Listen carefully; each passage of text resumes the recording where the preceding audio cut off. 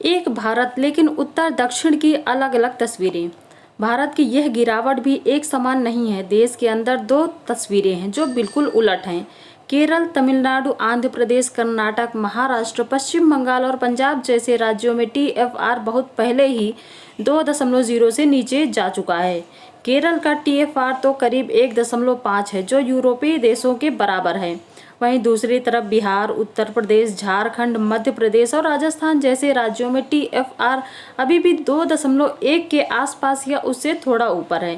केरल में जन्म दर 5.2 से सीधे 1.9 पर आ गई, जबकि बिहार में यह अभी भी 2.5 से 3.0 के बीच घूम रही है। इस असमान गिरावट के बड़े राजनीतिक और सामाजिक मतलब हैं। जो राज्य ज्यादा बच्चे पैदा कर रहे हैं वे भविष्य में ज्यादा लोकसभा सीटों और संसाधनों की मांग करेंगे, जबकि परिवार नियोजन में सफल रहे दक्षिणी राज्यों को इसका दंड भुगतना पड़ सकता है।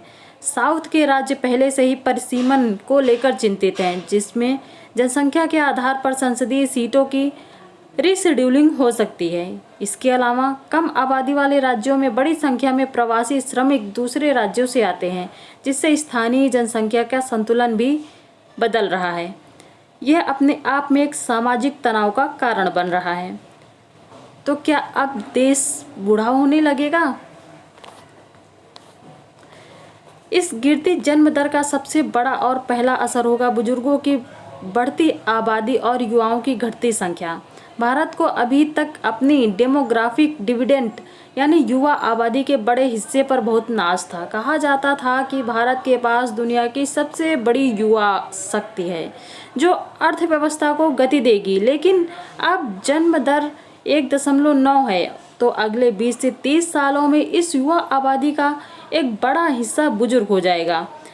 बुजुर्गों की जगह लेने के लिए नई पीढ़ी पर्याप्त संख्या में नहीं आएगी। बढ़ती डिपेंडेंसी रेशियो यानी कामकाजी लोगों पर बुजुर्गों का बढ़ता बोझ देश की अर्थव्यवस्था के लिए एक बड़ा संकट हो सकता है।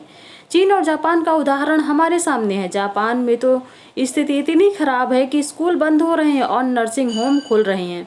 चीन ने एक बच्चे की नीति खत्म करने के बाद अब 3 बच्चों तक की अनुमति दे दी, लेकिन लोग फिर भी बच्चे नहीं पैदा करना चाहते। भारत में भी यही हो सकता है। सरकार चाहे जितना लालच दे, लेकिन लोगों का भरोसा और आर्थिक स्थिति ही यह तय करेगी कि वे परिवार बढ़ाना चाहते हैं या नहीं। स्पेसएक्स के फाउंडर एलन मस्क ने कहा, जनसंख्या विस्फोट एक धीमी गति का विस्फोट है, लेकिन इसके नतीजे उतने ही विनाशकारी होंगे।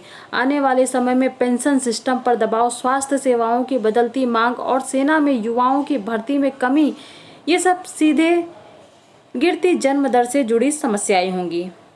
क्या वाकई वो दिन दूर नहीं जब लोग एक ही बच्चा पैदा करेंगे?